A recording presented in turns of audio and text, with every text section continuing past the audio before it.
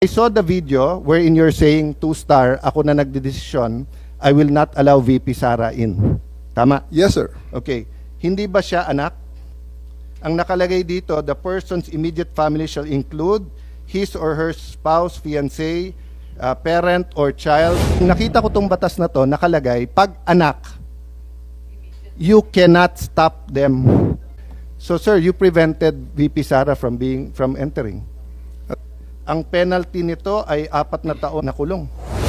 Ako, sir, personally, that's my call at that time because I'm operating on the premise na So ang it's your aking mission. call. So it's your call to Yes, violate sir. the law. Yes. There's no exceptions. Wanag.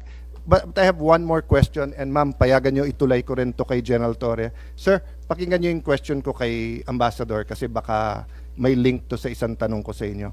Ambassador, if you go one by one sa questions, it seems to me the ICC wants to make sure na nasunod yung due process at saka human rights ng akusado at ng inaresto. In your view, meron po bang violation ng batas sa pag-arrest or pag-detain ni former President Duterte? Wala po. So wala. Opo. So wala. And you know our law, so walang violation. Opo, opo. Okay. How about you, General Torre? May violation ho ba sa arrest or detention ni former President Duterte? No, sir. No, wala. Categorical wala tayong violate na law. No, sir. Okay. Can I read to you Republic Act 7438, an act defining certain rights of person arrested and detained under custodial investigation as well as the duties of the arresting, detaining, and investigating officer and providing penalties for violation thereof. Section F, any person arrested or detained arrested, detained, or under custodial investigation shall be allowed visits by or conference with any member of the immediate family or any medical doctor or priest, minister chosen by him or by any member of his immediate family or by his counsel. I saw the video, sir. President Duterte was asking for his own doctors. Ang sabi nyo, hindi, may dala kayong doctor na colonel. Tama po ba? That's one part, sir. Yes, so Pero- you did not allow him to bring in his own doctor. There's another video that will show that he has his doctors from the Cardinal Santos. Yes, sir. and he was saying kulang yon kasi ano pa sila, di ba? Yung iba pang doctors, pero hindi na pinayagan. There's videos from outside, yung ibang gamit, etc. Correct, sir? So, you can answer. Hindi to yes or no. So, to your point, did you allow all of his doctors in or no? Sir, we have substantial doctor. I think we have complied with 7438, sir. Okay, it doesn't say here substantial. We It have says complied with here... 7438, sir. No, sir. Ang sabi kasi dito, his choice. Hindi nyo choice. Hindi nyo choice i-limit yung doctors niya. Ang sabi nyo, substantial. So, I will clarify. Were there doctors that he requested you did not allow in? Yes I was or not no? aware of that, sir. Okay. You're not aware kung meron pinapasok o wala. Kung meron siyang ibang Okay. additional doctor, But sir. I saw the video wherein you're saying 2-star, ako na nagdedesisyon, I will not allow VP Sara in. Tama? Yes, sir. Okay. Hindi ba siya anak?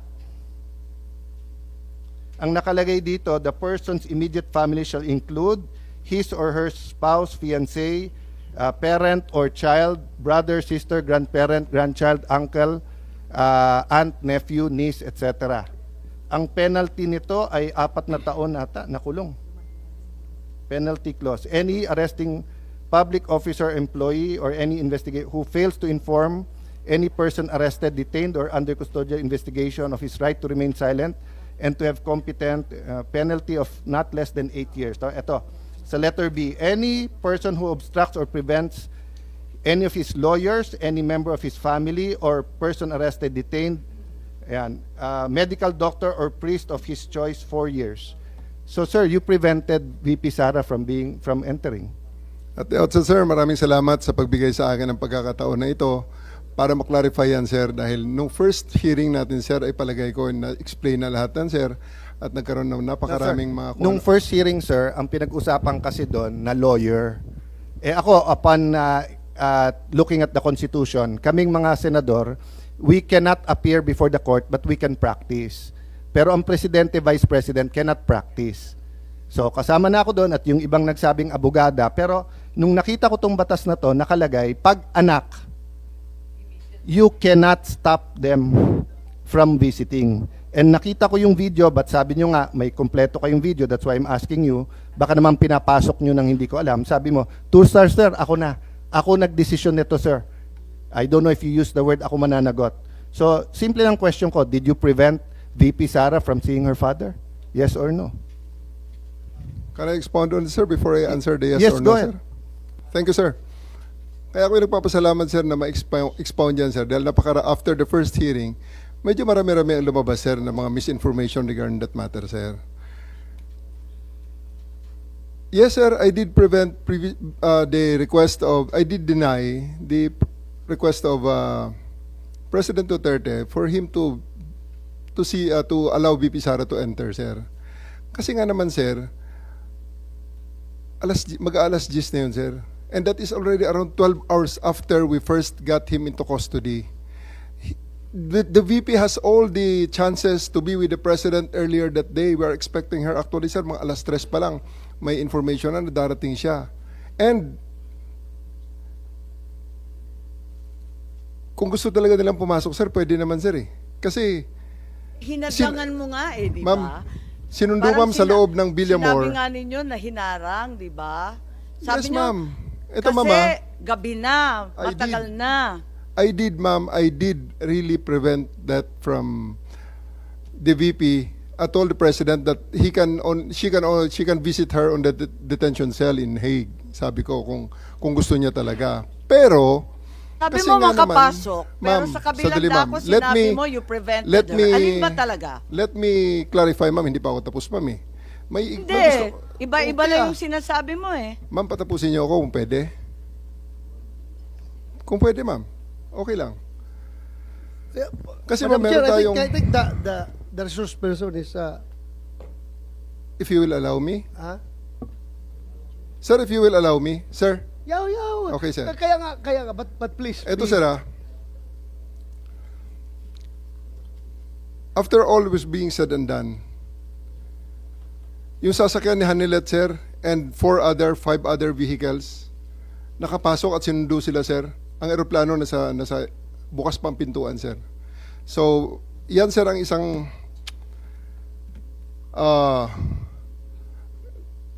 tumayong balahibo ko nun, sir, noong panahon na nakita ko, naku, andyan yata si VP Sara, andyan si Bongo nakapasok na. Kasi sinusundo na, sir, si Hanilet at saka si Kitty, sir, ng kanilang mga sasakyan, together with the other entourage. Bakit nila sumabay dun, sir, sa tarmac? Bukas pa naman, sir, ang pintuan. Alam mo, Madam Chair, Sir, Nick, Sir. you That's a new ibig mong information, sabihin sir. kung pwede pumasok yung si Ma'am Hanilit at saka si Kitty, gusto mo ring sabay-sabay na sila. Sir, ganito.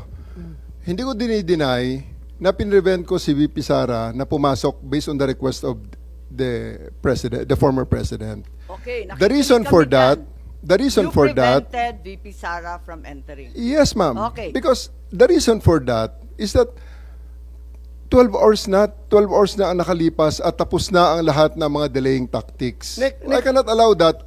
Otherwise, Nick, magiging magulo pa ang situation, Nag-expire sir. pala yung karapatan ng akusado. may expiration date pala yung karapatan ng anak na bumisita sa kanyang tatay. Sir, we do believe,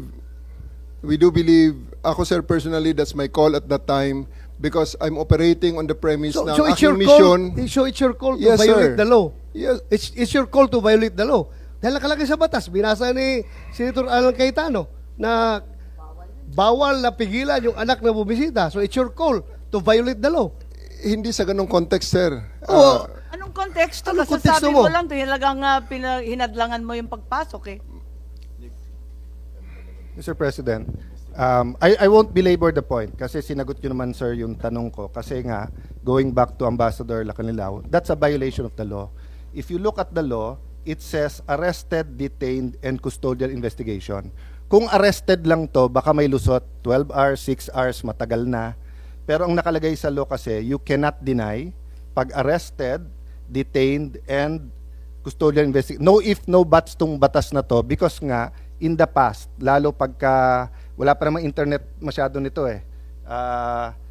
1992, no? Wala pa masyado yung mga, bago pa lang yung mga, cellphone na ba nito or ano? But ang point, sir, there's no exceptions here. So that's a matter of defense kay General Torre. But just to pursue this, yung doctors ho ba ni President Duterte certified him fit to travel? Di ba sabi niyo, sir, eventually pinapasok niyo rin doktor niya. So nung una, sa video nakita ko, ay hindi pa kasi niyo nasasubmit yung buong video, kaya hindi pa namin nare-review, no? That's why I'm giving you the benefit of the doubt. Kasi I'm not an eyewitness, I didn't see the, and even if I'm not an eyewitness, I didn't view the video, no? So dun sa nakita ko kasi, you were denying, the president was saying, you have to make sure I'm fit to travel, and then sabi niya, doktor ko, ang sabi niyo, may doktor na dito, it was a police or military colonel. So eventually you let in some of his doctors, correct, sir? Yeah. Did they certify that he was fit to travel? I believe, sir, on that argument, we can already No, take... it's not an argument. I was just Sir, asking. okay, sir. Did Sir- they certify that he was fit to travel or hindi sila tinanong were they fit to travel? It's not part of the procedure for his private doctors for that to do that, sir. It will be the government doctors who will be No, taking that's not that, sir. true, sir. Ang nakalagay ho dito sa batas, it can be his doctors. Magiging inutil yung batas if you invite your doctors and then they cannot certify. So, ang mangyayari nun, if they certify hindi pwede, sinertify ng government doctor pwede, korte ang magsasabi at kakasuhan yung doktor na nagkakamali. Hindi mo pwede basta't i-replace ng government doctor yung, so like now, no? If anyone here biglang nag-faint at sinabing hindi na siya pwedeng mag-appear dito, we have a Senate doctor. But if it's the doctor of the witness who tells us, we cannot immediately judge on the two. Kasi even dito po sa surrender, may mga tanong about being fit to travel eh. Na ang nakalagay nga eh, and even yung ano, baka mapahamak yung kapitan. Kasi kung titignan niyo po yung ano, yung Yes. pinirmahan ng kapitan, sa pinirmahan niya po may nakalagay doon ha. Saan yun? Yes, Senator Cayetano, kung pwede lang Yeah, i-clarify, anyway, ano, ang nangyari, si Kitty, sinabi talaga na hindi pinapasok yung doktor. At sinabi ni Dr. Rosa Alensi na ang dating Pangulo, napakataas na ng kanyang diabetes, umabot ng 328, he needs to be admitted directly to a hospital. Nagkaroon ng diskusyon doon sa Villamor, pinatawag yata, nung isang Colonel Dr. Donald Palma, cardiologist, na hindi siya nasa kalagayan na magbiyahe ng mahaba, pero pinirmahan ni Dr. Colonel Jonathan Rico, isa na namang Armed Forces Doctor, Commanding Officer ng Air Force, na pwede siyang bumiyahe. So, ibig sabihin, maliwanag na ang pumirma ng certification of fit to travel ay hindi kanyang doktor na hindi pinapasok, kundi doktor ng AFP. Correct ba ho ang pagkakwento ni Madam Chair. Chairperson? No, Senator Go, just before ito yung dahilan kung ba't ko tinatanong ha. Sabi nga ni SOJ, sub judice, meron na request, may petition for writ of habeas corpus. Ang aking concern ngayon, kasi ang bata, ang ginagaya, hindi yung salita natin, yung gawa. And I think ganun din sa batang pulis, batang militar, batang tanod, batang NBI. They're watching now. So what if someone was arrested in Tawi-Tawi? Can he be visited by his family anytime? And can his doctor, they say, hindi mo pwede ilipad ng Manila yan? That's why I'm asking all of this, because according to Ambassador Marcos, Lacanilao, walang violation. Sabi niyo, walang violation, pero apparent dito. No? So I just want to put that on record. Sana malinaw natin yan. Kasi may police, meron din po kayong, di ba, revised PNP operation procedure. Pati doon, pareho nung batas pero parang hindi nasunod. So I submit to you and to Senator Bongo. Thank you for waiting. Thank you, Senator Cayetana. Ambassador Lacanlilaw, babalikan ko lang yung pinirmahan ninyo. Andito na sinabi ninyo, kahit nagkakadiskusyon na tungkol sa diabetes ni Presidente Duterte at yung kanyang kalagayan, pinirmahan ninyo that you don't know if he's fit to travel or not. Bakit pinagbiyahe yan kung hindi ka sigurado? Ma'am, first of all, kasi hindi po ako nasa medical field, hindi ako ang doktor. Kaya Pero hindi ko- pinirmahan mo rin na hiniling niya na dalhin siya sa ospital kaagad kasi masama na ang pakiramdam. Ma'am, kasi hindi po niya, that time, nag-request ho si former ES Medialdea na i-inform ko, paglapag namin sa Hague, ang ICC na mabigyan si former president ng medical assistance. Sabi niya, baka hindi ka pakinggan. Sabi ko, kakausapin ko po. Kaya ho, nag-request ho ako that time, paglapag namin, kinausap ko po So kaagad. hindi totoo na hindi mo alam. Alin Alam po? mo na may problema. Hindi po. Kasi po, yun po yung request. Wala po ko alam kung may yung, kasi hindi naman po ko yung doktor. Hindi ko ang naman sinasabi na doktor ka, ambassador ka, sinabi mo kanina. Pero ang Chair, pinirmahan if I mo may- rito, you do not know. Paano you don't know? Nagkakagulo na tungkol sa doktor. Hindi po. Yun nga po, nag-request lang po si former ES Medialdea na na ambassador, mag-request tayo sa ICC para mabigyan ng medical assistance si former president. Pero hindi po namin pinag-usapan kung ano po yung kalagayan na mataas po ang kanyang sugar o mataas ang kanyang... Hindi, humihingi na nga na direktang dalhin sa ospital. Tanungin natin si Senator Bongo. Kanina pa nagtataas ng kamay, sorry. Ako nagtatanong, ako po magtatanong. To Ambassador Marcos Lacanilaw, totoo ba na pagdating doon sa The Hague, sinakay siya sa stretcher, siya na lang mag-isa? Yes or no? Opo. Hindi niyo na sinamahan? Hindi po kami inalaw ho ng ICC. Paano yung mga medisina niya? Yun pong kanyang personal nurse together with the PNP doctor, nakipag-coordinate ho sa doktor ng Hindi sila ICC and pinababa? binigay ho yung... Yes or no? Ano po yon? Hindi sila pinababa? Hindi po. Wala siyang kasama binaba? Wala po, siya lang po. Siya lang mag-isa? Opo. Alam nyo ba, marami siyang medisina, 27 yan, araw-araw. Kung ano yung pinainom sa kanya, hanggang ngayon po, hindi pa rin pinapainom sa kanya, kahit pinagdalawang beses na pinadalahan siya mula sa Pilipinas, hindi pinapapasok. Dahil gusto nila sila ang maggamot. Paano na lang po kung hindi hiyang o hindi naayon sa kanyang karamdaman.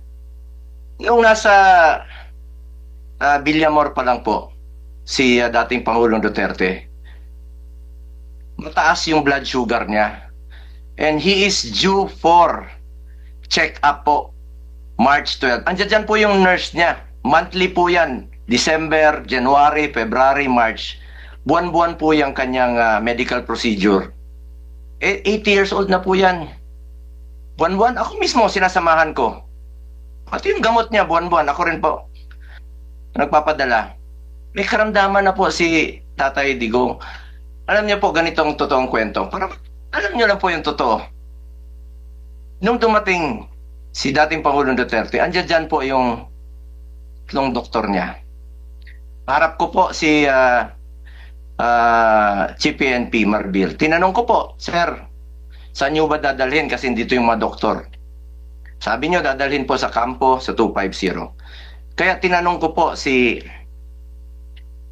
yung spokesperson na hindi nagsasabi ng totoo.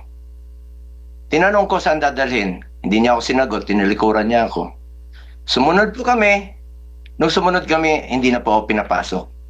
That was 10 o'clock. 2 o'clock, 3 o'clock. Meron pong sumundo sa amin. Sumakay ako sa sasakyan ni Ma'am Hanilet. Pagbaba sa gate, binababa po ako. That was 3 o'clock pa lang po. Binababa po ako. Hindi po ako pinapasok.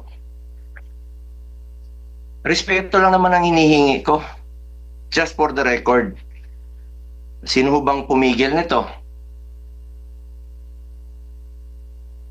Bakit kaya hindi kami pinapasok? Kaya hindi po ako nagtataka kung hindi po pinapasok si VP Sara nung gabi. Paano papasok? Sarado na yung gate. As in, sarado. Lahat po ng gate sa kampo, sarado na po.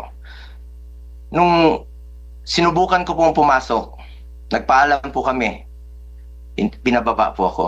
Kahit nakasakay na po ako sa sasakyan. Nakiusap na lang po ako papasukin yung mga doktor. Yung 3 doktor po. It took you about 3 hours, 4 hours pa po. After his arrival, bago pinapasok yung doktor. Yung oxygen niya nandoon, yung ambulansya po nandoon. Inantay muna about 3 to 4 hours. Or even 5 hours bago pinapasok po yung ambulansya. Pati yung doktor niya.